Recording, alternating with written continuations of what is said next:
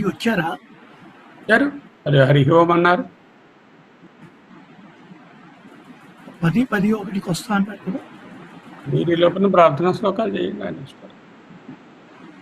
Hari Om. I'm back now. You can start.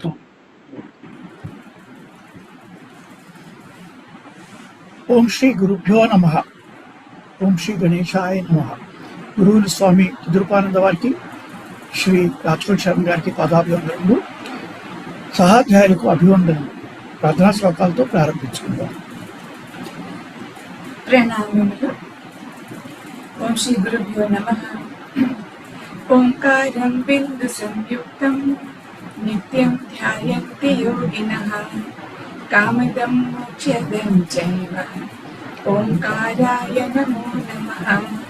సదాశివసమారంభాం వ్యాసశంకరమధ్యమాం అస్మదాచార్యపర్యంతాం వందే గురుపరంపరాం. శంకరం శంకరాచార్యం కేశవం బాదరాయణం సూత్రభాష్యకృతౌ వందే భగవంతౌ పునః పునః. ధ్యానమూలం గురోర్మూర్తిః పూజామూలం గురోపదం మంత్రమూలం గురోర్వాక్యం మోక్షమూలం గురుకృపా. హరి ఓం. భద్రం కర్ణేమి శృణుయామ దేవాః భద్రం పశ్యేమ అక్షభిర్యజత్రాః స్థిరైరంగైస్తుష్టువాగుంస్తనూభిः వ్యశేమ దేవహితం యదాయుః. స్వస్తి న ఇంద్రో వృద్ధశ్రవాः స్వస్తి నః పూషా విశ్వవేదాः స్వస్తి నస్తాక్ష్యో అరిష్టనేమిः స్వస్తి నో బృహస్పతిర్దదాతు. ఓం శాంతి శాంతి శాంతి.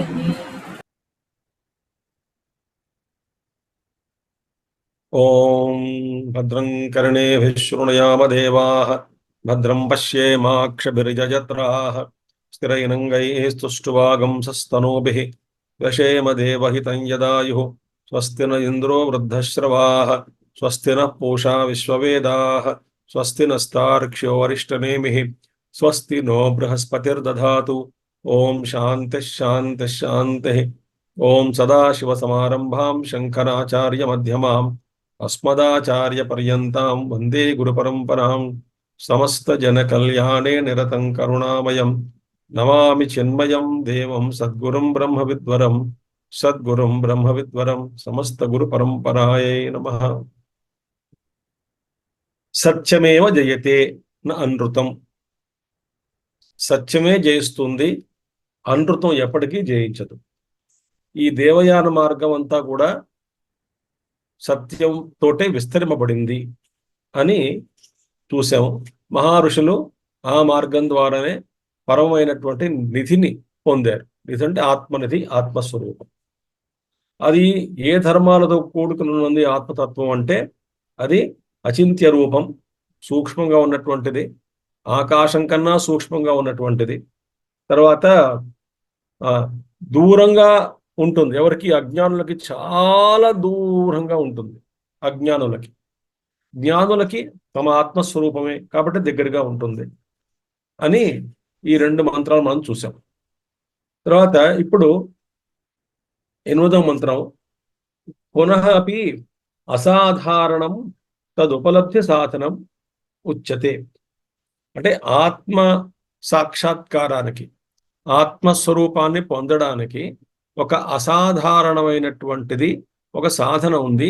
ఆ సాధనం ఏమిటో ఇప్పుడు చెప్పబడుతున్నది అని చెప్పారు శంకరాచార్యులు వారు. ఆ ఏమిటా సాధన?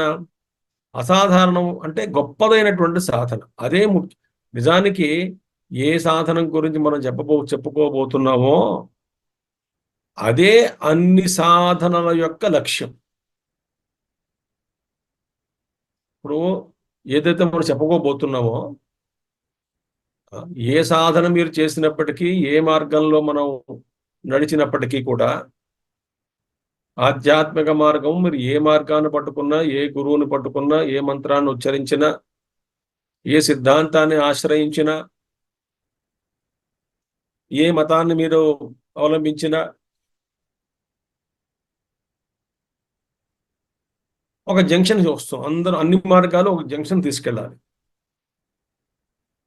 అది ముఖద్వారం అంటాం కదా, ముఖద్వారం. కొండ ఎక్కడానికి ముఖద్వారం ఉంటుంది, కింద గోపుర ద్వారం ఏదో అంటాం మనం. ద్వారం, మొదటి ద్వారం కింద ఉన్నటువంటి ద్వారం.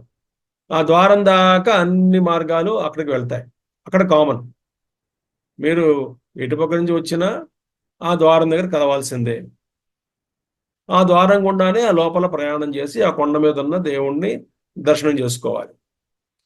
కాబట్టి ఒకటే ద్వారం, ముఖద్వారం. ఆ కొండ మీద తీసుకెళ్లే ద్వారం ఒకటే. అందుచేత మనం ఏ సాధన మనం చేస్తున్నప్పటికీ కూడా, మీరు ఏం చేస్తున్నప్పటికీ కూడా ఒక జంక్షన్ ఉంది. ఆ జంక్షన్ తపనం అదందరూ అక్కడికి వచ్చి అక్కడి నుంచి ఆత్మ సాక్షాత్కారం పొందాలి. ఎవరైనప్పటికీ కూడా అది చెప్తున్నారు ఇప్పుడు. ఏమిటది? నచక్షుషా గృహ్యతే నాపి వాచా నాన్యైర్దేవైః తపసా కర్మణా వా జ్ఞాన ప్రసాదేన విశుద్ధ సత్వః తతస్తు తం పశ్యతే నిష్కలం ధ్యాయమానః.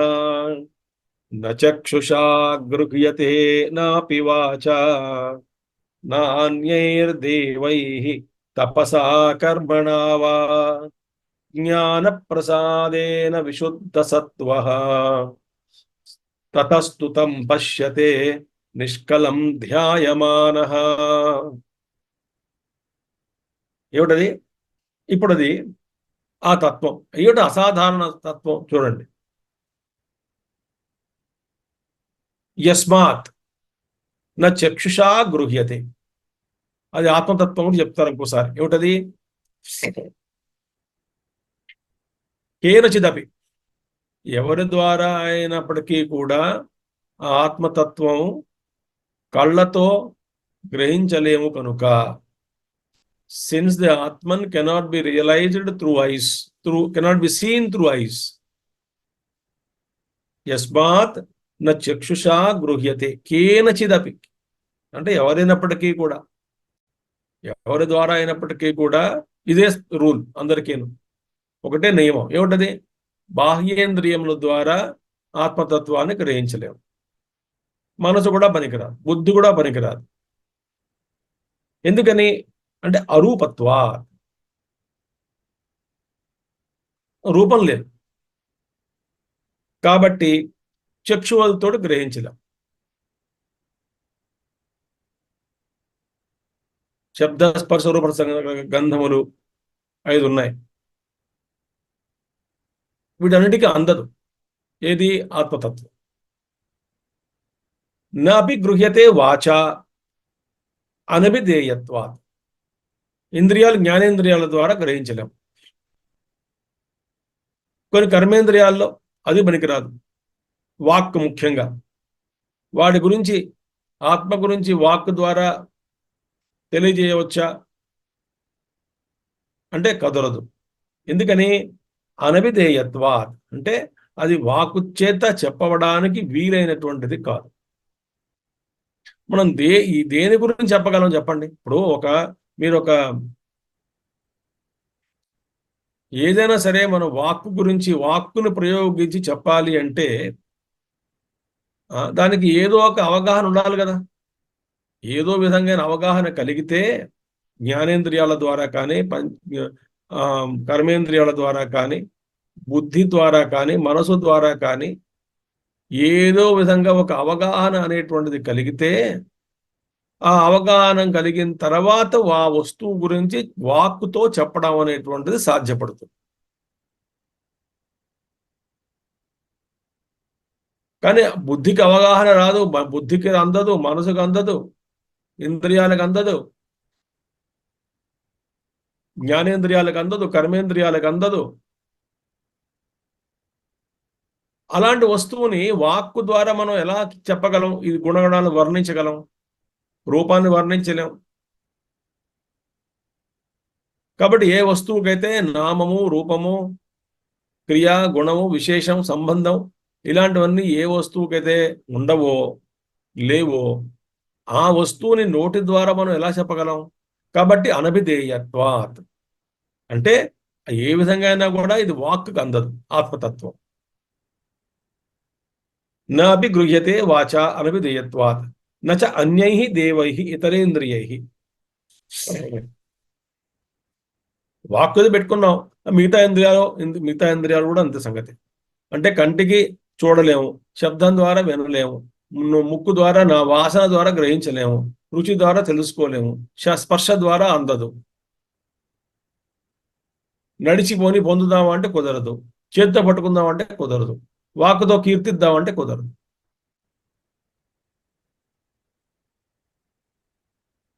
ఇతరేంద్రియై అది. సో నా చక్షుషా గృహ్యతే నా అపి వాచ.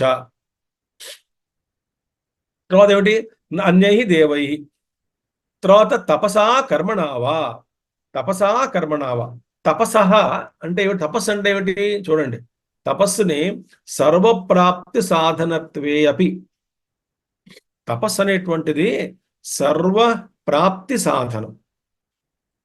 తపస్సు అనేటువంటిది ఒక మనకి రుచినిచ్చినటువంటిది ఒక విధానం. తపస్సు, తపసా, తపస్సు, తపస్సు, తపస్సు. మన ఆర్ష సంపద ఏమిటి అంటే, నిజానికి ఆర్ష సంపద ఏమిటి అంటే తపస్సే. మనకి ఋషులు, పూర్వీకులు అంటే మన ఋషులందరూ కూడాను, మన పూర్వీకులందరూ కూడాను, మహర్షులు మనకి ఇచ్చినటువంటి సంపద ఏమిటి అంటే మనం పోగొట్టుకున్నాం. అది లేదనుకోండి మన దగ్గర ఇప్పుడు సమయం సరిగ్గా లేదు, అసలు లేదు కూడా, లేదనే చెప్పుకోవచ్చు. ఏమిటా సంపద? తపస్సే సంపద మనకి ఇచ్చారు. తపస్సే సంపదగా ప్రసాదించారు మనకి. ఎందుకని? తపస్సు ద్వారా సాధించలేనటువంటిది ఉండదు. ఇహలోకానికి సంబంధించినటువంటివి అయినప్పటికీ కూడా, పరలోకానికి సంబంధించినటువంటివి అయినప్పటికీ కూడా, మోక్ష సాధనం అయినప్పటికీ కూడా ఏదైనా సరే తపస్సు ద్వారానే సాధించాలి. కాబట్టి ఏది సాధించాలన్నా మనం ఒక మార్గం ఇచ్చారు. ఏమిటి? తపస్సు. అందుకే మన పురాణాల్లో రాజ్యం కావాలంటే తపస్సు, పిల్లలు సంతానం కలగాలంటే తపస్సు, మంచి భార్య కలగాలి అంటే తపస్సు, మంచి భర్త కలగాలి అంటే తపస్సు, స్వర్గానికి వెళ్ళాలంటే తపస్సు, ఏదైనా జయించాలి, ఎవరినైనా శత్రువులు జయించాలంటే తపస్సు. అన్నిటికీ తపస్సే మార్గం. తపస్సు అనేది గొప్ప సంపద. అందుకే తపస్సు అనేటువంటిది సర్వప్రాప్తి సాధనత్వే అపి. అన్నీ పొందడానికి తపస్సు అనేటువంటిది సాధనం అయినప్పటికీ కూడా నా తపసా గృహ్యతే. ఈ ఆత్మతత్వం అనేటువంటిది తపస్సు ద్వారా కూడా గ్రహించడం అనేటువంటిది కష్టము. ఏ తపస్సు? మన గీత 12వ అధ్యాయంలో కృష్ణుడు ముందు ఏమంటాడు? అభ్యాసము, అభ్యాసం కన్నా జ్ఞానం శ్రేష్టము, జ్ఞానం కన్నా ధ్యానం శ్రేష్టము, ధ్యానం కన్నా సర్వకర్మఫల త్యాగం శ్రేష్టం అని 12వ అధ్యాయంలో చెప్తాడు ఆయన మహానుభావుడు. మొత్తం శ్లోకం ఇప్పుడు మనం చర్చించుకోలేము, అది అర్థవాద శ్లోకం అంటాం. ఎనీవే, ఇప్పుడు ఏమిటి? అభ్యాసం అభ్యాసే అపి అసమర్థోసి మత్కర్మ పరమోభవ. నా కోసం పనిచేస్తూ కుర్వన్నపి సిద్ధిని పొందుతావు. ఏది అభ్యాసం అంటే ఏమిటి? జ్ఞానరహితమైనటువంటి అభ్యాసం. ఇక్కడ జ్ఞానరహితమైనటువంటి అభ్యాసం. ఏదో చేస్తున్నాం కానీ ఆ వెనకాతల జ్ఞానం లేదు. ఎందుకు చేస్తున్నామో అది లేదు, కానీ ఏదో మనం చేస్తున్నాం. ఏమీ చేయకుండా ఉండడం కన్నా ఏదో ఒకటి చేయడం మంచిదే, కానీ అటువంటి మెకానికల్ అభ్యాసం మీద జ్ఞానం శ్రేష్టం. జాగ్రత్త. ఈ జ్ఞానం కన్నా ఇంకా శ్రేష్టం ఏమిటి అంటే ధ్యానము. జ్ఞానం ఎటువంటి జ్ఞానము? ఇప్పుడు ఈ రెండవది జ్ఞానం శ్రేష్టమే, గొప్పదే. జ్ఞానం శాస్త్ర జ్ఞానం గొప్పదే, కానీ ఆ శాస్త్ర జ్ఞానం ఎలాంటిది? ఆచరణ శూన్యమైనటువంటి జ్ఞానం. ఆచరణ శూన్యమైనటువంటి జ్ఞానము కేవలం ఆ జ్ఞానం లేని అభ్యాసం మీద పోల్చి చూస్తే, ఆచరణ లేనటువంటి ఒక జ్ఞానం కలిగిస్తే అది శ్రేష్టమే. ఎప్పటికో అప్పటికి వీటికి సరి అయినటువంటి అవగాహన కలిగింది కాబట్టి శాస్త్ర అవగాహన అది ఏనాటికైనా సరే సాధనంగా పరిణమించి సాధన మార్గంలో సాధనోన్ముఖులను చేస్తుంది తప్పకుండా, అందులో సందేహం లేదు. కానీ ఇప్పుడు కేవల జ్ఞానంలోనే ఉన్నాడు, సంపాదించాడు, శాస్త్రజ్ఞానం సంపాదించాడు, కానీ it is not translated into a committed sadhana for realisation. కంకణం కట్టుకొని ఈ జ్ఞానాన్ని నేను సాధనగా మార్చుకుని ఉపయోగించి ఆత్మసాక్షాత్కారాన్ని పొందాలి అనేటువంటి ఒక సంకల్పంగా మార్చుకొని జీవించడం లేదు కాబట్టి జ్ఞానం ఉన్నది. కానీ కేవలం అభ్యాసం మీద చూస్తే ఆ జ్ఞానం గొప్పదే. మరి ధ్యానము అంటే జ్ఞానము తర్వాత అభ్యాసం, జ్ఞానంతో కూడినటువంటి అభ్యాసం శ్రేష్టం. అది తపస్సు. అటువంటి తపస్సు శ్రేష్టం. ఇప్పుడు ఇక్కడ తపస్సు ఎలాంటిది? తపసా నగృహ్యతే అంటే ఎలాంటి తపస్సు ఇక్కడ? ఆత్మ విచారం లేనటువంటి తపస్సు, జ్ఞానరహితమైనటువంటి తపస్సు. ఏదో తపస్సు చేస్తున్నాం, ఏదో సిద్ధి వచ్చింది. అందుకే రాక్షసులు తపస్సు చేసి సిద్ధుల్ని పొందేరు తప్ప వరాల్ని పొందేరు. కానీ ఆ వరాలే వాళ్ళకి ప్రాణాలకి వచ్చిన ప్రాణ సంకటం అయింది. ఆ వరాలే. ఎందుకని? జ్ఞానరహితమైనటువంటి తపస్సు కాబట్టి ఆ తపశ్శక్తి అంతా కూడా ఒక తుచ్చమైనటువంటి వాటికి ఉపయోగించుకొని ఆ తపశ్శక్తిని పోగొట్టుకుని అలాంటి దుర్వినియోగం చేయడం వల్ల తపశ్శక్తిని వచ్చేటువంటి పాపాలు మూట కట్టుకుని తద్వారా ఈశ్వరుడి చేతిలోనో ఎవరి చేతిలోనో మరణించి ఇలా జరిగింది. వాళ్ళు తపస్సు చేశారు కానీ జ్ఞానం లేదు, శుద్ధమైన జ్ఞానం లేదు. అది ఎడల్టరేటెడ్ తపస్సు, అంటే కలుషితమైనటువంటి తపస్సు, స్వార్థమైనటువంటి తపస్సు. అది కాదు. కాబట్టి ఆత్మవిచారం లేనటువంటి తపస్సు ద్వారా ఈ ఆత్మతత్వాన్ని మనం పొందలేము. అది నా అన్యై తపసా నా అన్యై దేవై ప్లస్ తపసా, అలా అంటే అటువంటి తపస్సు పనికిరాదు. అంటే ఆ తపస్సు ఎందుకు చేస్తున్నామో తెలియదు కానీ జ్ఞానరహితమైనటువంటి తపస్సు. తపోన్ మహారాజు, మా పూజ్య గురుదేవుల యొక్క గురుదేవుడు తపోన్ మహారాజు, మహానుభావుడు ఆయన ఈ హిమాలయాలు బాగా తిరిగారు. 2 పుస్తకాలు చాలా బాగుంటాయి. వాండరింగ్స్ ఇన్ హిమాలయాస్ ఒకటేను, ఈశ్వర దర్శన్ అనేటువంటి పుస్తకం. 2 కూడా చాలా గొప్ప పుస్తకాలు. వీలుంటే చదవండి. అవి తెలుగులో కూడా అనువదింపబడ్డాయి. ఈశ్వర దర్శనము, అలాగే వాండరింగ్స్ ఇన్ హిమాలయాస్. అందులో రాస్తూ ఎక్కడో ఒక పంచాగ్ని తపస్సు చేస్తున్నటువంటి వాడిని చూశారు. అంటే నెత్తి మీద 12 గంటలకి సూర్యుడు, 4 వైపులా అగ్ని ప్రజ్వలింపజేసుకుని మధ్యలో ఒంటికాళ్ళు నిలబడి తపస్సు చేస్తున్నట్ట. ఈయన కొండను తిరుగుతూ యాత్ర చేస్తూ ఆయన అడిగాడు, నా దేనికోసం తపస్సు చేస్తున్నావు అని అడిగాడు. ఇంత కఠోరం తపస్సు చేస్తున్నావు కదా, దేనికోసం అంటే వచ్చే జన్మలో రాజు అవ్వాలనుకుంటున్నాను, అందుకు తపస్సు చేస్తున్నాను. చూడండి, పెట్టేటువంటి ప్రయత్నము ఒకటే, ఆ ప్రయత్నం అనేటువంటి డైరెక్షన్ మార్చుకోవాలి, దిశ మారాలి. ఆ ప్రయత్నం దిశ, అదే ప్రయత్నం సంకల్పం మారిస్తే ఆత్మ సాక్షాత్కారం కలుగుతుంది. అదేగా మరి తులసిదాస్ పత్ని చెప్పింది ఆవిడ, రాత్రిపూట నదిని దాటి నానా గందరగోళం చేసి నా కోసం వచ్చావు కదా, ఇంత తాపత్రయం, ఇంత ఆతృత, ఇంత రాగం అనేటువంటిది, ఇంత ప్రేమ అనేటువంటిది రావణవరం పెడితే నీ జన్మ ధన్యం అవుతుంది కదా అంది. అంతే ఒక్క మాట. ఆ ఒక్క మాటకే ఆయన మారిపోయి మహానుభావుడు రామచరితమానస్ రాశాడు తులసిదాస్ గారు, సంత తులసిదాస్. జ్ఞానాన్ని పొందాడు. కాబట్టి తపస్సు అనేటువంటిది జ్ఞానరహితమైనటువంటి తపస్సు, అది ఆత్మజ్ఞానాన్ని ఇవ్వదు. అది చెప్తున్నారు ఇక్కడ. కాబట్టి అలాంటి తపస్సు ద్వారా కూడా ఆత్మని పొందలేం. మరొకటి ఏమిటి? కర్మణావా, ఎన్ని కర్మలు చేయి ఆత్మ సాక్షాత్కారం కలగదు. తథా వైదికేన అగ్నిహోత్రాది కర్మణ ప్రసిద్ధ మహత్వేన అపి న గృహ్యతే.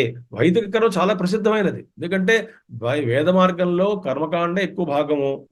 ఆ కర్మకాండలో ఎందుకంటే జీవులు రకరకాలుగా ఉన్నారు, అనేక రకాలుగా ఉన్నారు, అసంఖ్యాకంగా ఉన్నారు, వాళ్ళ కోరికలు చాలా ఉన్నాయి. ఇహలోకంలో కోరికలు, పరలోకంలో కోరికలు, ఇవన్నీ తీర్చడానికి మరి మనుషులకి ఏదో మార్గం చూపించాలిగా ఈశ్వరుడు. ఆ మార్గమే వేదంలో ఇచ్చినటువంటి కర్మకాండ. ఈ కర్మకాండ చేస్తే స్వర్గకామో యజేత అని ఉంటుంది. స్వర్గకాముడు యజ్ఞం చెయ్యాలి, అంతే. విధివాక్యంలాగా స్వర్గకామో విధివాక్యం. స్వర్గకామో యజేత, స్వర్గకాముడు యజ్ఞం చేయాలి, అది విధి. ఎవరికి? స్వర్గాన్ని పొందాలనేటువంటి కోరిక ఉన్నటువంటి వాడికి. కాబట్టి ఇవన్నీ అగ్నిహోత్రాది కర్మలన్నీ చేయాలి. కాబట్టి అది ఎంత గొప్పవో అంటే మరి మనిషికి కోరికలన్నిటినీ తీర్చడానికి కర్మకాండ అనేటువంటిది ఒక మార్గం. కర్మకాండం ద్వారా ఈ ప్రపంచంలో అంటే ఈ జగత్తులో అంటే వ్యక్తమైనటువంటి జగత్తు, అవ్యక్తమైనటువంటి జగత్తు అంటే ఇతర లోకములు ఎక్కడికైనా సరే వెళ్ళి ఏ ఫలాన్ని పొందాలనుకున్నప్పటికీ కూడా కర్మకాండ అనేటువంటిది ఒక మార్గం. కర్మకాండ కర్మ చేయడం, తపస్సు చేయలేను. తపస్సు అంటే ఏకాగ్రత కావాలి, కొంచెం మనసుని బుద్ధిని అదుపులో చేసుకోవాలి. అది కొంచెం సూక్ష్మము, అది కష్టమే. కానీ స్థూలమైనటువంటి తపస్సు ఏమిటి? ఇక్కడ యజ్ఞయాగాది కర్మలు చేయడం, ఇక్కడ కష్టమే. అగ్ని ముందు కూర్చోవాలి గంటల తరబడి, అది కష్టమే. కానీ ఇది కొంచెం సులువుగా అనిపిస్తుంది దాని మీద. యజ్ఞయాగ కర్మలు చేస్తున్నాడు, చేస్తూ ఉంటే ఆ ఫలితం వస్తుంది. అపూర్వం అనేది వస్తుంది. అపూర్వము అంటే కొత్తగా ఒక ఫలితం వస్తుంది. ఆ ఫలితాన్ని పొందడానికి స్వర్గానికి పోతాడు. కాబట్టి వేదలో ఇచ్చినటువంటి అగ్నిహోత్రాది కర్మణ దాని ద్వారా ప్రసిద్ధ మహత్వేనపి, చాలా ప్రసిద్ధమైనవి, గొప్పదైనప్పటికీ కూడా కర్మకాండలు, దాని ద్వారా ఈ ఆత్మజ్ఞానం అనేటువంటిది కలగదు, ఆత్మ సాక్షాత్కారం కలగదు. కర్మ ద్వారా కూడా ఆత్మ సాక్షాత్కారం కలగదు. జ్ఞానం లేని, ఆత్మవిచారం లేని తపస్సు కూడా పనికిరాదు. ఇంద్రియాలకి ఆత్మతత్వం కనబడదు, మనసుకి అగోచరంగా ఉంటుంది. కిం పునః తస్య గ్రహణే సాధనం. అన్ని మనకు తెలిసిన మార్గాలన్నీ కొట్టిపడేస్తే మీరు ఎలా పోవాలండి? ఎక్కడ పోవాలి ఇంకా మేము నేర్చుకోవడానికి? తెలుగులో చెప్పాలంటే ఇక నా చావు ఎలా చావాలంటాడు వాడు. అన్ని మార్గాలు మూసిపోతే నీకేం చావాలా అంటాడు వాడు. అంటే ఉందిరా నాయన, ఒక మార్గం ఉంది, అదే గొప్పదైనటువంటి మార్గం. ఏమిటా మార్గము అంటే జ్ఞానప్రసాదేన, అది అర్థం. ఇవన్నీ పనికి రావు. తపస్సు చేసిన అంటే ఆత్మవిచారం లేని తపస్సు, కర్మకాండ చేసిన, ఏం చేసినప్పటికీ కూడా వీణావాదన సౌష్ఠమం ప్రజారంజకమేవా అంటాడు శంకరాచార్యులు వారు. ఏదో వేదం నేర్చుకున్నాడు ఒకడు, అది ఆ విన్న ద్వారా ఏం ఉపయోగించుకుంటున్నాడు అంటే దాన్ని సాధనంగా మార్చుకోవడానికి లేదు, అది ఇతరులను రంజింపజేయడానికి పనికి వస్తున్నది అంతే. అంటే ఇతరులను రంజింపజేస్తూ వీడు బతికేస్తాడు, ఆత్మసాత్కారం కలుగుతుంటే కలగదు. అదే వీణా వాయిద్యం అనేటువంటిది కేవలం అంతర్ముఖంగా సాధనంగా మార్చుకుని, అది నాదోపాసనగా మార్చుకుని, అంతర్ముఖం అయితే ఆ నాదం అనేటువంటిది తీసుకెళ్తుంది లోపలికి, మోక్షాన్ని తీసుకెళ్తుంది మెల్లగా. ఒక మెట్లు ఎక్కించి ఒక్కొక్క మెట్టు. అందుకనేమిటి జ్ఞానప్రసాదం, ఏది పనికిరాదు. జ్ఞానప్రసాదం అనేటువంటిది అంటే, జ్ఞానప్రసాదం అంటే అంతఃకరణ శుద్ధి, ఎటువంటి విక్షేపాలు లేనటువంటి శుద్ధమైనటువంటి, అతిశుద్ధమైనటువంటి అంతఃకరణ, అతి నిర్మలమైనటువంటి మనస్సు. ఎటువంటి కల్లా కపటములు కానీ, ద్వేషాలు కానీ, కామక్రోధ లోమ ఇత్యాదులు కానీ ఏమీ లేవు అందులో. చాలా శుద్ధమైనటువంటి శుద్ధ స్ఫటికంలాగా. అది సరస్సు పేరు మర్చిపోతూ ఉంటాను నేను. నార్త్ ఈస్ట్లో ఉంది, ఇప్పటికీ నేను వెళ్ళి చూసి వచ్చాను కూడా, ఆ బంగ్లాదేశ్ బోర్డర్ దగ్గర. ఆ నది ఎలా ఉంటుందంటే ఆ కింద బాటం కనబడుతూ ఉంటుంది, అడుగు. మీరు పడవలో వెళ్ళొచ్చు, ఆ కింద సుస్పష్టంగా అన్నీ కనబడతాయి. అంటే అంత సుస్పష్టంగా ఉంటుంది ఆ జలాలు అక్కడ.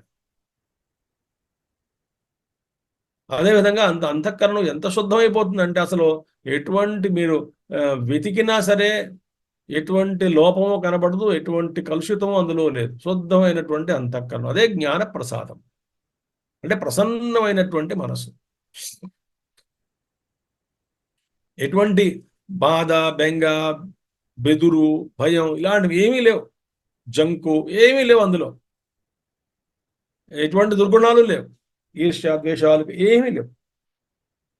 అంటే ఆత్మ అవబోధన సమర్థమపి స్వభావేన సర్వప్రాణినాం జ్ఞానం బాహ్య విషయరాగాది దోష కలుషితం అప్రసన్నం అశుద్ధం సత్ న అవబోధయతి నిత్యం సన్నిహితమపి ఆత్మతత్వం మల అవనద్ధం ఇవ అదాదర్శం విలులితం ఇవ సలిలం. ఇప్పుడు కొంచెం ఇక్కడ ఆత్మ అవబోధన సమర్థమపి, స్వభావంగా జాగ్రత్తగా వినండి, ఒకసారి ఏకాగ్రంగా వినండి అందరూ. మనం అంటాం, మనం ఒళ్ళు దగ్గర పెట్టి వినుంటా అంటాం, చిన్నపిల్లలు చెప్తుంటాం కదా, అలా మనం చెప్పుకోవాలి. అరే ఒళ్ళు దగ్గర పెట్టి వినరాను మనం చెప్పుకోవాలి. జాగ్రత్తగా ప్రకృతిలో ఏ పదార్థాన్నైనా ఎటువంటి ప్రమేయానికి, బాహ్యమైనటువంటి ప్రమేయానికి గురి చెయ్యకుండా ఉంటే ఆ వస్తువు తన సహజ స్థితినే పొందుతుంది. ఏ వస్తువుని తీసుకున్నా సరే బాహ్యమైనటువంటి ప్రమేయం, ఎటువంటి ప్రమేయాలు లేకుండా ఆ వస్తువుని తనకు తనగా వదిలేస్తే తన సహజత్వాన్ని తెచ్చుకుని ఆ సహజ స్థితిలో ఉండిపోతుంది. నీళ్లు ఎంత వేడి చేసినా కూడా అది అసహజమే. అగ్ని ద్వారా మనం నీళ్లు వేడి చేసాం. ఈ అసహజమైనటువంటి ఒక ప్రక్రియ, సంపర్కం కలిగించాం నీటికి అగ్ని ద్వారా. ఎప్పుడైతే ఆ ఉష్ణం అనేటువంటిది ఉపశమింపబడుతుందో నీరు ఉండదు, వేడివేడిగా ఉండవు నీళ్లు. కొద్ది సమయానికి మళ్ళీ తన సహజ స్వరూపమైనటువంటి చల్లదనానికి చేరుకుంటుంది.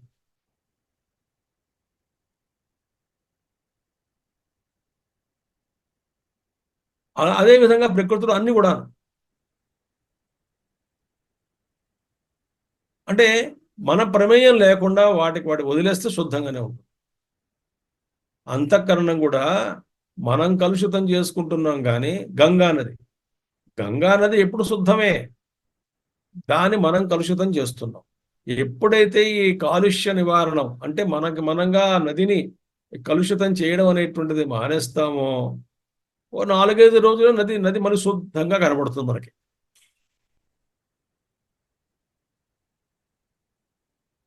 అంటే నది యొక్క స్వరూపం, సహజ స్వరూపం ఏమిటి? శుద్ధత్వము, నిర్మలత్వము. అసహజత్వం ఎవరు ఏర్పరిచారు? దానికి మనం ఏర్పరిచాం. ఎలాగా? అన్ని యొక్క చెడు పదార్థాలన్నీ నీళ్ళలో కలపడం వల్ల, మలినమైనటువంటి మాలిన్యములన్నీ కూడా కలపడం వల్ల ఆ నది తన సహజత్వాన్ని కోల్పోయింది. అయినప్పటికీ కూడా నిజంగా నీటికి అంటుకోదు. అంటుకున్నట్టుగా ఉన్నప్పటికీ నీటిని తను శుభ్రం చేసుకునేటువంటి శక్తి నీటికి ఉంది. అందులో ఈ కలుషితమైన పదార్థాలను తీసేసుకుని మళ్ళీ అదే నీళ్లు స్వచ్ఛంగా కనబడతాయి. అదేవిధంగా మన అంతఃకరణం కూడా తన సహజ స్థితి అయినటువంటిది ఏమిటి? స్వభావం ఏమిటి? ప్రసన్నంగా ఉండడమే అంతఃకరణం యొక్క సహజమైనటువంటి స్వభావం. అందుకనే ఆ ప్రసన్నత్వం కోసమే మనం ప్రయత్నం చేస్తున్నాం. ఎప్పుడు ఏదైనా సరే అలజడి కుదిరినప్పుడు, అలజడిగా మనసు మారినప్పుడు ఆ అలజడిని మనం, అది న్యాచురల్ స్టేట్ కాదు, అది సహజమైనటువంటి స్థితి కాదు, అది మనసులో అది అసహజమైనటువంటి స్థితి. దేనిది? అంతఃకరణంది. ఏది అసహజమైనటువంటి స్థితి? విక్షేపాలు. సో విక్షేపాలు అనేటువంటిది అసహజమైనటువంటి స్థితి కాబట్టి ఆ విక్షేపాలు అంతఃకరణంలో ఉన్నప్పుడు మనకి అశాంతి ఉంటుంది, కానీ శాంతి దొరకదు.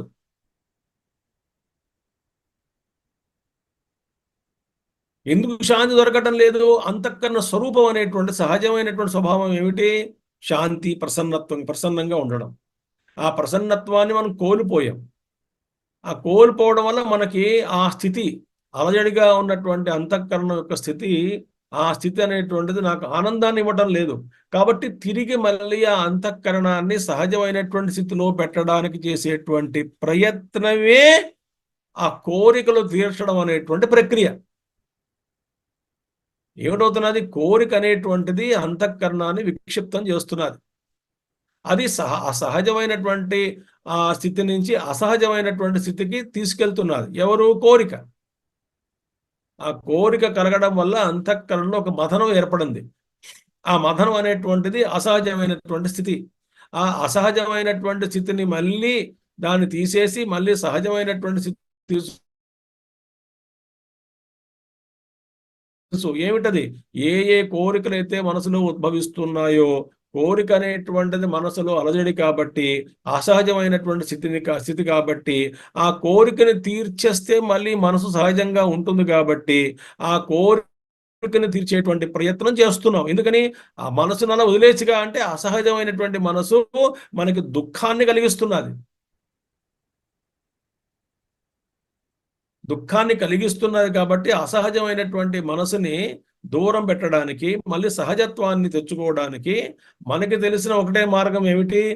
ఏ కోరికలు ఎలా ఉద్భవిస్తున్నాయో ఎప్పటికప్పుడు ఆ కోరికలను తీరుస్తూ ఉంటే మనసు మళ్ళీ సహజత్వాన్ని కొద్దిసేపు పొందితే అది ఆనందంగా. కాబట్టి మనసును ఆనందంగా ఉంచుకోవాలి అంటే ప్రయత్నం ఏమిటి? నా కోరికలకు అనుగుణంగా అన్ని జరిగితే మనసు శాంతి, సుఖము, ప్రసన్నము అనుకుంటాం.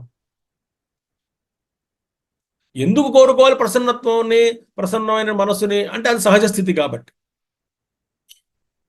ఆ సహజ స్థితిని ఎవరు దీన్ని భంగపరిచారు అంటే కోరిక. అంటే కోరిక అనేటువంటిది మనం కల్పించుకొని ఆ అసహజ స్థితిని పొంది మళ్ళీ ఆ కోరికని ద్వారా ప్రయత్నం ద్వారా ఆ కోరికను తీర్చుకుని మళ్ళీ సహజత్వాన్ని పొందింపజేసి మనసుకి, తద్వారా మనం ఆనందాన్ని పొంది మళ్ళీ కొద్దిసేపు అయిన తర్వాత మళ్ళీ కొత్త కోరికతోటి మళ్ళీ అలజడి ఏర్పడి మళ్ళీ ఆ కొత్త కోరికను తీర్చుకోవడానికి మళ్ళీ ప్రయత్నం చేసి ఆ వస్తువుకి, ఆ కొత్త కోరిక యొక్క విషయ వస్తువు ఏదైతే ఉన్నదో ఆ వస్తువుని తీసుకొచ్చి మళ్ళీ అంతఃకరణలో పడేస్తే మళ్ళీ అంతఃకరణం దాని ఒక్కసారి ఆనందిస్తూ అనుభవిస్తూ ఒక్క క్షణం మళ్ళీ శాంతిగా ఉంటే మళ్ళీ మరొక కోరిక. ఇలాగ జీవితంలో అలా కోరికలు పుడుతూనే ఉన్నాయి. ఆ మనసును ఎప్పుడు సహజంగా ఉండడానికి ప్రయత్నం చేస్తూ ఆ కోరికలు తీర్చడం అనేటువంటిది ఒక ప్రక్రియ. ఆ ప్రక్రియ మన జీవన విధానంగా అవలంబించుకుని జీవిస్తున్నాం. మన జీవితం అంటే అహ జీవితం చాలా ఒకసారి ఆలోచించండి. పుట్టినప్పటి నుంచి చచ్చే వరకు ఏం చేస్తున్నాము అంటే ఒకటే పని చేస్తున్నాం. కోరికలు పుడుతున్నాయి, వాటిని తీర్చుకుంటూ పోతున్నాం. ఇదే గొడవ. ఇంతకు మించి వేరే పని లేదు, పంగా లేదు. ఇదే పని మనం చేసే పని అంతా కూడా. నన్ను క్షమించాలి, మరి ఇదే నిజం, సత్యం ఇదే కదా. ఆ కోరికల్లో ఇంకో కోరిక, ఒక విత్తనం, ఆ వృక్షం, ఆ వృక్షం నుంచి మళ్ళీ బోల్డ్ విత్తనాలు, ఇలా ఉపకోరికలు బాగా పుడుతూనే ఉంటాయి. ఇక ఉదాహరణలు మీకు తెలుసు కాబట్టి నేను చెప్పక్కర్లేదు. ఒక కోరిక నుంచి మరో కోరిక, ఇలా కోరికలు పుడుతూనే ఉంటాయి. ఇల్లు కట్టుకోవాలని ఒక కోరిక, కట్టిన తర్వాత ఏదో ఫర్నిచర్ తెచ్చుకోవాలి, ఇది బాగోలేదు, ఇది ఒకటి ఉపకోరిక, చాలా బ్రాంచ్ అవుట్ అనమాట. అదే అంటున్నారు ఇక్కడ ఆయన శంకరాచార్య ఏమన్నారు? ఆత్మ అవబోధన సమర్థమపి స్వభావేన. సహజంగా అంతఃకరణ నిర్మలంగా ఉంటుంది, దాని స్వరూపం అది. కానీ సర్వప్రాణినాం అయినప్పటికీ కూడా సర్వప్రాణినాం, అందరి ప్రాణులకి అంటే అన్ని జీవులందరికీ కూడా ఆ యొక్క జ్ఞానం, సర్వప్రాణినాం జ్ఞానం అంటే ఈ జీవులందరిలో ప్రాణులందరూ జ్ఞానం ఉంది కదా. ఆ జ్ఞానం ఏం చేస్తున్నది, ఎటుపోతున్నది? అంతర్ముఖం కావటం లేదు. బాహ్య విషయ రాగాది దోష కలుషితం. అది ఈ బాహ్యమైనటువంటి ఈ విషయముల పక్క తిరుగుతూ వాటి వల్ల బాహ్య విషయ వస్తువులతో సంపర్కాన్ని కలిగించుకొని తద్వారా కలుషితం అయిపోతున్నది. శుద్ధమైనటువంటి జ్ఞానము కలుషితం అయిపోతున్నది. ఎలా అవుతున్నది? శుద్ధ జ్ఞాన స్వరూపం అంటే ఆత్మస్వరూపం, చైతన్యం. ఎలా కలుషితం చేసుకుంటున్నాం అంటే ప్రసన్నంగా ఉన్నటువంటి మనసుని, అంతఃకరణాన్ని కలుషితం చేసుకుంటున్నాం. ఎలాగా? అనవసరమైనటువంటి విషయ వస్తువులతోటి సంపర్కాన్ని పెట్టుకోవడం. అలాగే జీవించడం కష్టం కదండి. అందుకనే రాగద్వేషం వియుక్తైస్తూ విషయానింద్రియేశ్వరని అంటాడు కృష్ణుడు. నాయనా, సంపర్కం అంటే సంపర్కం లేకుండా జీవించలేవు, కానీ మనకి బంధింపజేసేది ఏమిటి? బంధంలో పెట్టేది రాగము, ద్వేషము. కాబట్టి రాగద్వేషాలు లేకుండా ఇంద్రియాలు యథేచ్ఛగా ఈ ప్రపంచంలో తిరగని, నువ్వు బంధంలో పడవు. తిరగని స్వేచ్ఛా విహారం ఇంద్రియాలు, 5 గుర్రాలు, వదిలేని గుర్రాలని ఏమీ కాదు. ఎందుకని? ఒక్కొక్క ఇంద్రియం మీద రాగద్వేషాలు ఉన్నాయి. ఇంద్రియస్యార్థే రాగద్వేషో వ్యవస్థితం తయో వశం ఆగచ్చే తౌయస్య పరిబంధనం. ఆ విధంగా మన జ్ఞానం కలుషితం అయిపోయింది. ఇది ప్రతి ఇంద్రియం మీద 2 రాగద్వేషాలు కూర్చున్నాయి, ఆ గాడితో బయటకు వెళ్తున్నాయి. ఏ మనం గ్రహించినా, కళ్ళతో చూసినా, విన్నా, వాసన చూసినా, రుచి చూసినా, స్పర్శ కలిగిన ఏ జ్ఞానం కలిగినప్పటికీ ఇంద్రియాల ద్వారా అది కలుషితమైనటువంటి జ్ఞానమే. ఎందుకని? రాగద్వేషాలు అనేటువంటివి వీటిని కలుషితం చేసాయి జ్ఞానాన్ని. నచ్చిందనో నచ్చలేదనో బాగుందనో బాగోలేదనో ఇంకా ఇంప్రూవ్ అవ్వాలనో దీన్ని ఇంకా ఇదో అలాగ కోరికలు ఒక జ్ఞానం. అందుకని బాహ్య విషయ రాగాది దోష కలుషితం జ్ఞానం.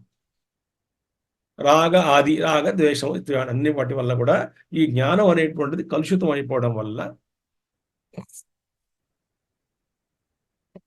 అప్రసన్నం అశుద్ధం సత్ అలా ఉండాలి. అనేది ఎలా అయింది? అప్రసన్నంగా ఉంది మనసు. ఎప్పుడు కూడా అంతఃకరణ ఎలా తయారైంది? అప్రసన్నంగా ఉంది. అంటే స్థిమితం లేదు, శాంతి లేదు. లోపల అంతఃకరణలో బాగా అలజడులు, తుఫాన్లు, సునామీలు లేస్తున్నాయి. ఒక్కదానికి సునామీ, మనం అదుపులో పెట్టుకోలేం దాన్ని. అది ముంచొస్తున్నాయి మొగ కోరికలు కూడా మనల్ని. అప్రసన్నం అశుద్ధం సత్ ఉండడం చేట అశుద్ధంగా ఉండడం వల్ల అవబోధయతి నిత్యం సన్నిహితమపి ఆత్మతత్వం. నిత్యము ఆత్మతత్వం చాలా సన్నిహితంగా ఉన్నప్పటికీ కూడా అది అనుభవంలోకి రావటం లేదు. ఎందువల్ల? మనకి జ్ఞానం అనేటువంటిది కలుషితమైంది. దేనివల్ల? రాగద్వేషాల వల్ల, ఇంద్రియాలు బహిర్ముఖం అవ్వడం వల్ల, ఈ జ్ఞానం కలుషితం అవడం వల్ల సహజంగా ఉన్నటువంటి అంతఃకరణ లోపల అది ప్రకాశింపజేసేటువంటి శక్తి దానికి ఉంది, బ్రహ్మని. దాన్ని వేదాంతంలో మనం అఖండ బ్రహ్మాకార వృత్తి. ఎందుకంటే ఏ జ్ఞానం అయినప్పటికీ కూడా వృత్తి ద్వారానే సంభవం. ఆ వృత్తి ద్వారా జ్ఞానాన్ని కలిగిన తర్వాత ఆ వృత్తి అనేటువంటిది పోతుంది, జ్ఞానం మిగులుతుంది. ఆత్మతత్వం ఎలా ఉంది? ఈ సన్నిహితమపి ఆత్మతత్వం నవబోధయతి. ఆత్మతత్వం అందరికీ లోపల ఉన్నప్పటికీ కూడా ఎవరు తెలుసుకోలేకపోతున్నారు. ఎలాగా? మల అవనద్ధం ఇవ ఆదర్శం. అదే బాగా దుమ్ము మట్టి దర్పణం మీద పడింది, అద్దం మీద. ఎలా కనబడతాం? మనకి కనబడదు, ప్రతిబింబం కనబడదు. లేదా విలులితమేమో సలిలం, బాగా కదులుతున్నాయి నీళ్ళన్నీ కూడాను, ఆ లోపల ఉన్నటువంటి బింబం కనబడదు. చంచలంగా ఉంది మనసు అంతా కూడా. తద్యదా ఇంద్రియ విషయ సంసర్గ జనిత, ఎప్పుడైతే ఇంద్రియ విషయ సంసర్గ జనిత, ఇంద్రియములు విషయములు సంసర్గము, ఆ సంసర్గం వల్ల పుట్టినటువంటి రాగాది మల కాలుష్యము. సరే, ఇంద్రియములు విషయ వస్తువులు సంపర్కము, ఆ సంపర్కం వల్ల పుట్టినటువంటి రాగ ద్వేషము ఇత్యాది మల కాలుష్య అపనయాత్.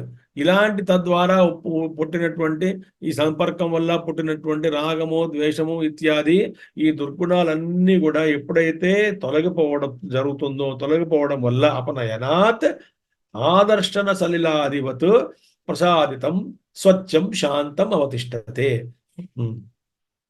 శుద్ధమైనటువంటి అద్దంలాగా మన బింబం మనకి ప్రస్ఫుటంగా కనబడుతుంది. లేదా అలజడ లేనటువంటి నీళ్లు, నిస్తరంగమైనటువంటి జలాల్లాగా ప్రసాదితం, శాంతంగా, ప్రసన్నంగా, స్వచ్ఛంగా, శాంతంగా అవతిష్టతే. అది చివరికి ఆ విధంగా ఉంటుందో తదా జ్ఞానస్య ప్రసాదస్యాత్. ఆ స్థితిని జ్ఞాన ప్రసాదము అన్నారు. అప్పుడు దానిని అంతఃకరణము స్వచ్ఛతని ఏమన్నారు? జ్ఞాన ప్రసాదం. అప్పుడు జ్ఞాన ప్రసాదంగా మారుతుంది. దానిని జ్ఞాన ప్రసాదం అంటారు. అది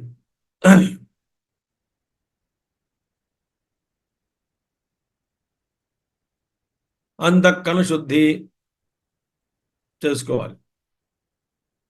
ఇప్పుడు అశుద్ధిగా ఎందుకు అవుతున్నది? ముందే మనం చెప్పుకుంటూ వచ్చాను నేను. సహజమైన స్థితి, అసహజమైన స్థితి, కోరికల వల్ల ఏం చేస్తున్నాయి? విషయ వస్తువు సంపర్కం వల్ల, ఇంద్రియాలపై రాగద్వేషాలు కూర్చోవడం వల్ల, అన్ని మనం చెప్పుకున్నాం ఇప్పటిదాకా. అది ఇన్వెస్టిగేట్ చేయాలి. ఇలా ఎందుకు అవుతున్నది? ఏమిటి మనకి ప్రాబ్లం? ఏమిటి? రాగద్వేషాలు అని గ్రహించాలి. దాన్ని వదలడానికి ప్రయత్నం చేయాలి. అప్పుడు అంతఃకరణం శుద్ధంగా ఉంటుంది. ఆ శుద్ధమైన అంతఃకరణాన్నే జ్ఞాన ప్రసాదము అంటారు.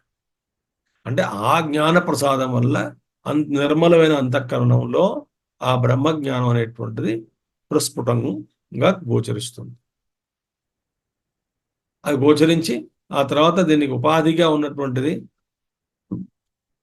వృత్తి అనేటువంటిది కూడా పోయి చివరికి బ్రహ్మ మిగులుతాడు. అహం బ్రహ్మాస్మి. అప్పుడు అంటాడు అహం బ్రహ్మాస్మి అని.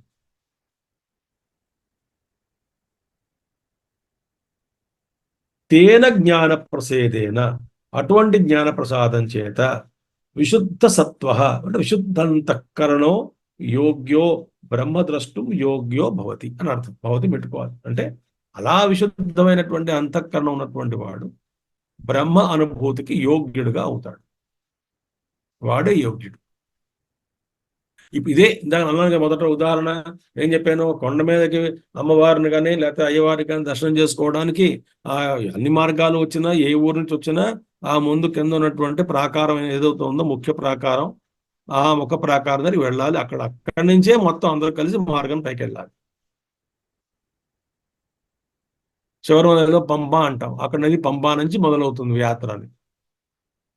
అక్కడ దాకా అందరు రావాల్సిందే, ఎటు నుంచి వచ్చినా కూడా ఏ మార్గం పెట్టుకున్నా సరే ఇక్కడ రావాలి.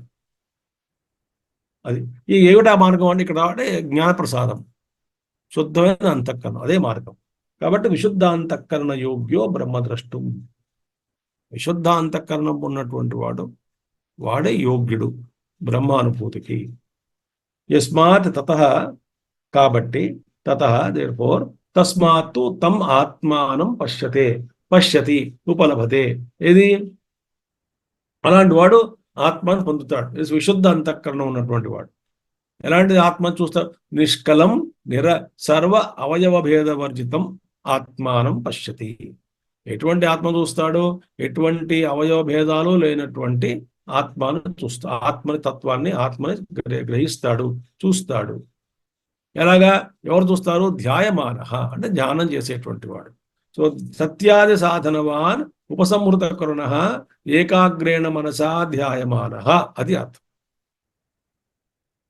ఇది సత్య ఆది సాధనవాన్ అంటే సత్యము, బ్రహ్మచర్యము, తపస్సు, తర్వాత సమ్యక్ జ్ఞానము ద్వారా, ముందు మనం చెప్పుకున్నాం కదా ఇవన్నీ కూడా 5వ మంత్రంలో. అటువంటి సత్యాది సాధనల ద్వారా అది ఎవరికైతే ఉన్నదో అటువంటి వాడు ఉపసంహృతకరణ, అన్ని అంతఃకరణం అన్ని కూడా లోపలికి అన్ని కూడా ఉపసంహరింపబడ్డాయి.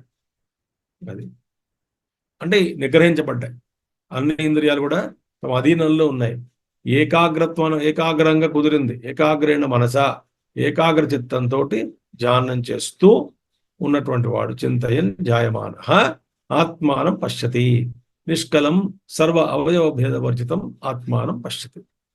అలా చేయడం వల్ల తనలో తానే ఆ శుద్ధమైనటువంటి అవయవాలు అంటే ఎటువంటి భేదములు లేనటువంటి శుద్ధమైనటువంటి ఏకస్వరూపమైనటువంటి సర్వవ్యాప్తమైనటువంటి తమ ఆత్మస్వరూపమైనటువంటి ఆత్మతత్వాన్ని పొందుతాడు, అనుభవంలో తెచ్చుకుంటాడు. అంటే అదే నేను అని తెలుసుకుంటాడు.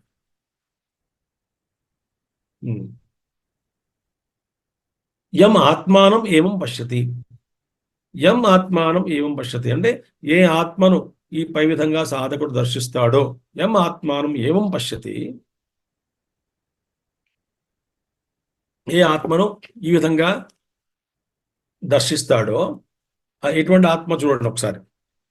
ఏషోణురాత్మా చేతసా వేదితవ్యో యస్మిన్ ప్రాణః పంచదా సన్నివేశః ప్రాణైశ్చిత్తం సర్వమోతం ప్రజానాం యస్మిన్ విశుద్ధే విభవత్యేష ఆత్మా. ఏషోణురాత్మా చేతసా వేదితవ్యో యస్మిన్ ప్రాణః పంచధా సంవివేశ ప్రాణైశ్చిత్తం సర్వమోతం ప్రజానాం యస్మిన్ విశుద్ధే విభవత్యేష ఆత్మా. యస్మిన్ ప్రాణ పంచదా సన్నివేశాన్ని చదివి ఉంటున్నా తప్పుని సంవివేశ. ఏష ఇప్పుడు ఇటువంటిది ఏమిటి చూడండి.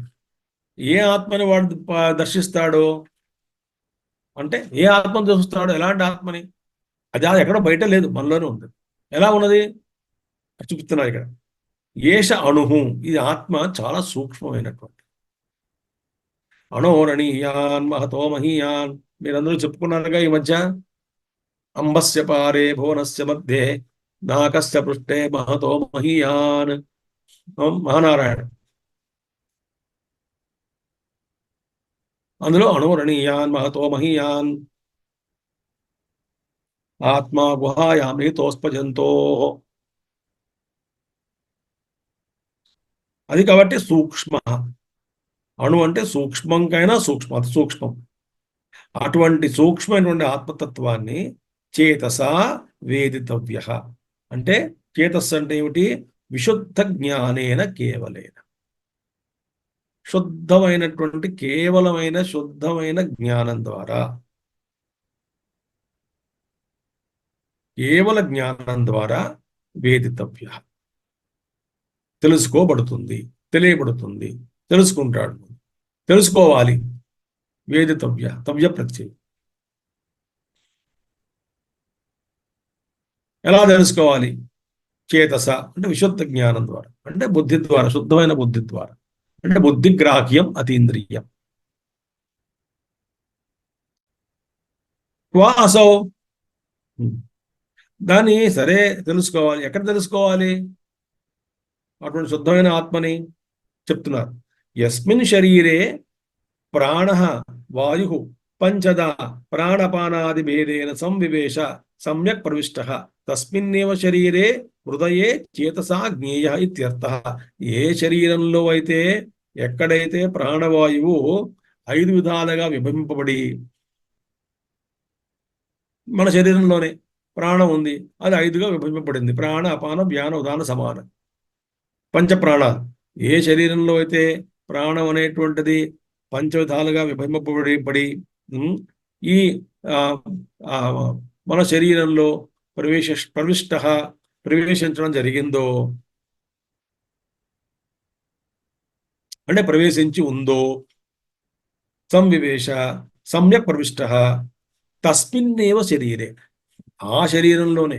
అంటే ఈ శరీరంలో మనం ఉన్నాం, అంటే మన శరీరం తాదాత్మ్యం చెంది ఉన్నాం, ఇందులోనే ప్రాణశక్తి ఉంది.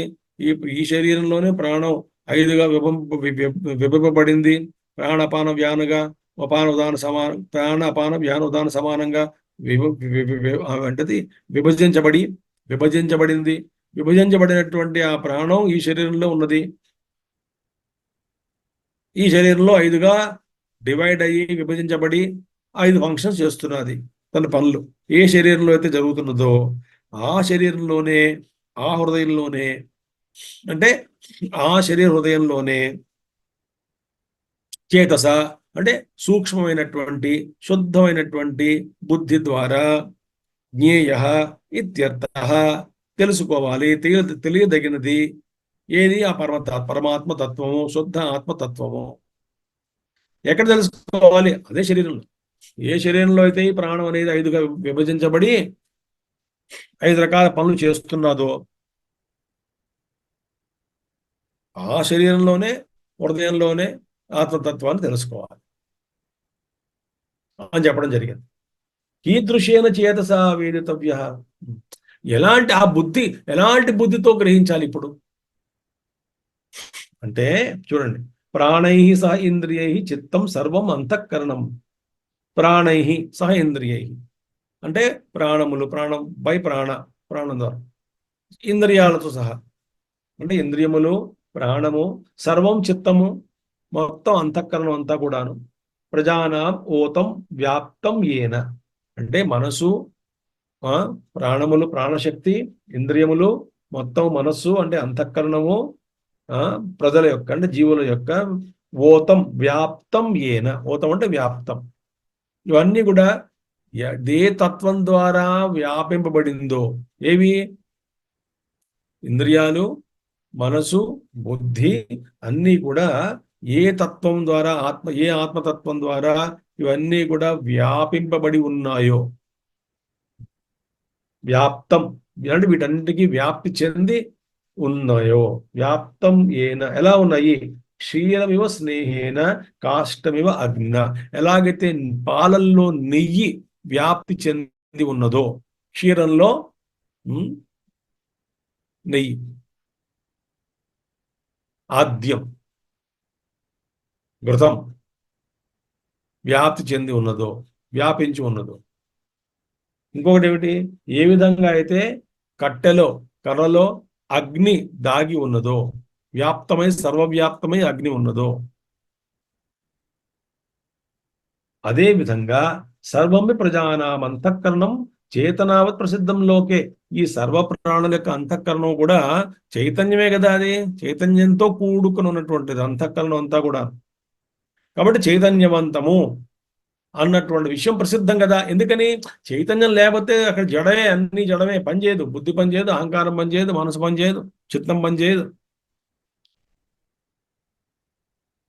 కాబట్టి ఆ అంతఃకరణలో చైతన్యం అంతా నిండిపోయి ఉంది.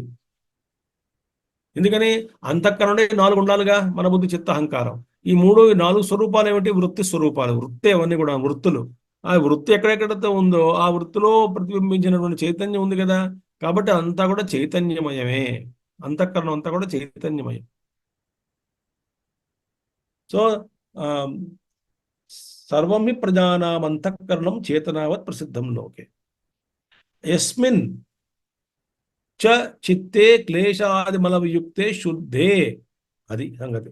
ఈ శరీరంలోనే, అంటే యస్మిన్ శరీరే చిత్తే క్లేశాదిమల వియుక్తే, ఈ శరీరంలో ఉన్నటువంటి మనసు ఎటువంటి క్లేశములు లేకుండా శుద్ధమైన మనసు అయితే ఉన్నదో, చిత్తంలో, చిత్తం అంటే అంతఃకరణం, చిత్తం అంటే అన్నీ వస్తాయి, శుద్ధంగా ఉన్నదో ఈ శరీరంలో ఉన్నటువంటిది. ఏ శరీరంలో అయితే అంతఃకరణం శుద్ధంగా ఉన్నదో, యస్మిన్ చ చిత్తే క్లేశాదిమల వియుక్తే. శుద్ధంగా ఉండంటే క్లేశ ఆది అంటే పంచక్లేశములు కదా, అవిద్య, అస్మిత, రాగ, ద్వేష, అభినివేశ, ఇలాంటి క్లేశాలు. ఇంకా చాలా ఉన్నాయి క్లేశాల లిస్టు. మనకు అన్ని క్లేశాలే కదండి బాబు, అన్నిటికీ క్లేశాలే, అన్ని భయాలే, అన్నిటికీ ప్రతిదీ క్లేశమే మనకి దుఃఖాన్ని కారగిస్తూ ఉంటుంది. ఇలా ఎన్నో క్లేశాలతో బాధపడుతున్నాం మనం, ఒకటి కాదు.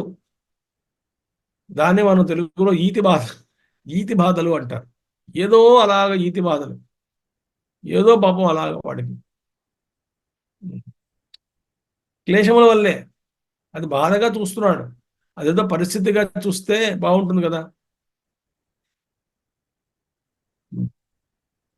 చిత్తే క్లేశాది మలవియుక్తే శుద్ధమైనటువంటి విభవతి ఉక్త ఆత్మ. ఈ పైన చెప్పబడే లక్షణాలతో కూడుకుని ఉన్నటువంటి ఆత్మ అటువంటి శుద్ధమైన అంతఃకరణంలో, మనసులో, చేతస్సులో ఏటవుతుంది? విభవతి. అది ప్రకటితం అవుతుంది, తెలియబడుతుంది, ప్రకాశిస్తుంది, బయటపడుతుంది, తెలుస్తుంది, అనుభవంలోకి వస్తుంది. ఏంటది? ఆత్మ. విశేషేణ స్వేన ఆత్మనా విభవతి అంటే ఉన్నది ఉన్నట్టుగా స్వేన ఆత్మనా విభవతి. కానీ అది ఎలా ఉన్నదో, తను ఎలా ఉన్నదో యథాతథంగా ప్రకటితం అవుతుంది. అంటే పూర్ణంగా అది ఉన్నది ఉన్నట్టుగా మనకు కనబడుతుంది, దర్శనం అవుతుంది. ఆత్మానం ప్రకాశయతి ఇత్యర్థ అంటే తనను తాను ప్రకాశింపజేసుకుంటుంది. అద్దంలో ఉన్నప్పుడు మన వ్యక్తి మనం చూస్తున్నట్టుగా ఆత్మ తనను తాను, సూర్యుడు తనను తాను ప్రకాశింపజేసుకుంటున్నాడు. తనను తాను ప్రకాశింపజేసుకుంటూ ఉన్నాడు. ఆ ప్రకాశంలో లోకాలన్నీ కూడా చక్కగా పనిచేసుకుంటున్నాయి. ఒకటి సూర్యుడు ప్రకాశిస్తున్నాడు అనేటువంటి ఒక క్రియాపదం మనం జోడిస్తాం కానీ సూర్యుడు ప్రపంచాన్ని ప్రకాశిస్తున్నాడు, ప్రకాశించడం అనేటువంటి ఒక క్రియ. ఆయన క్రియ ఏం చేయడుగా, ఆయన సహజంగా ఉన్నాడు, తన స్వరూపంలో ఉన్నాడు ఆయన. అంటే తనను తాను ఆయన ఇల్యూమిన్గా చేసుకుంటున్నాడు అంతే. ఆ కాంతి వల్ల మనం బాగుపడుతున్నాం.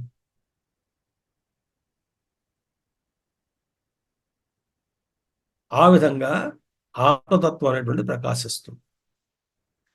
ఏవం ఉక్త లక్షణం సర్వాత్మానం ఆత్మత్వేన ప్రతిపన్న తస్య సర్వాత్మత్వాదేవ సర్వ అవాప్తి లక్షణం ఫలం ఆహా. ఇది మనం రేపు చూద్దాం. రేపు ఒక శ్లోకం ఉంటుంది, మంత్రం ఆఖరిని. ఈ మంత్రం అయిన తర్వాత మనం ఆఖరి ఖండంలో ప్రవేశించవచ్చు. రేపు ఈ సంబంధ భాష్యం చిన్నగా ఉంది, అది ఆఖరి మంత్రం చెప్పుకుందాం. చెప్పుకున్న తర్వాత రేపు ఎల్లుండి మనం మళ్ళీ ద్వితీయ ఖండంలో ప్రవేశిద్దాం. సరేనా? ఇవాళ మీకు అందరికీ అర్థమైనట్టుగా అనుకుంటాను. స్వేన ఆత్మన విభవతి ప్రకాశయతి. ఉన్నది ఉన్నట్టుగా తెలుస్తుంది. ఏం లేదు, అంతకన్నా శుద్ధి, అదే జంక్షన్ పాయింట్. ఆ అంతఃకరణ శుద్ధి కోసమే జన్మ జన్మలు పడుతున్నారు. ఎలా అవుతున్నదంటే తల్లి చూడండి, మన ఇళ్లలో ఇప్పుడు ఇప్పుడు అవుతున్నది అనుకోండి అలాంటి. మనకి ఇంకా పాత మీ కాలంలో అంటే మన చిన్నప్పుడు ఆ పాపం ఆ చీపురు తీసుకొచ్చి ఇల్లంతా కడిగేవాడు, నీళ్లు పోసి సరుపు నీళ్ళు ఎంత సబ్బు కడిగేవాడు. కడిగిన తర్వాత తుడిచిపెట్టి ఆ ఫ్యాన్ అది వేస్తారు, ఆరాలరా, ఆరే వరకు లోపలికి ఎవరు రావద్దు. ఈ పిల్లలందరూ ఆడుకోవడానికి వెళ్ళి మట్టిలో నుంచి వచ్చేస్తారు, మళ్ళీ ఆ గొడబెట్టి ఉడుస్తారు. ఇటు తిరిగి మళ్ళీ మళ్ళీ ఇంకో పక్క మట్టి వేస్తాడు, ఇంకొక అడిగేస్తాడు ఎవడో వచ్చి తెలియకుండా, మళ్ళీ అక్కడ తుడుస్తాం. అటుపక్క వెళ్తే ఇటు పక్క ఇంకోటి. ఈ విధంగా మనకి ఆ తల్లి విసిగెత్తిపోయి ఇంకా నేను చేయలేనురా నాయన అంటున్నాడు. మాటి మాటికి ఇల్లంతా మట్టి అడుగులతోటి మీరు అంతా మలినం చేస్తున్నారు గది అన్నా కూడా మరకలు మరకలు పడిపోతున్నాయి. వస్తున్నాను నేను పావలేక తోవలేక, మాటి మాటికి ఇక్కడ గుడ్డ తెచ్చి బట్ట తెచ్చి తొడవలేక ఆపండి, కొంచెం ఆరే వరకైనా ఆగండిరా అంటారు. లేకపోతే ఆ డాగ్ అని హిందీలో ఆ మరక అలా ఉండిపోతుంది. అదేవిధంగా ఒక పక్క మనం అంతఃకరణ శుద్ధి చేసుకుంటున్నప్పటికీ కూడా మరోవైపు అశుద్ధంగా చేసుకుంటున్నాం. అందుకే కుంజర స్నానం అన్నారు, ఏనుగు స్నానం. ఆయన స్నానం చేసి మళ్ళీ మట్టేసుకుంటాం. పెద్దవాడు ఉరికి చెప్పలేదండి ఇవన్నీ ఉదాహరణలు, ఆ లోపల జరుగుతున్నవన్నీ కూడాను. అవి చూసే బయట బయట చూసి వీటి పోల్చి చూసుకుని ఈ ఉదాహరణ సరిపోతుందని చెప్పారు.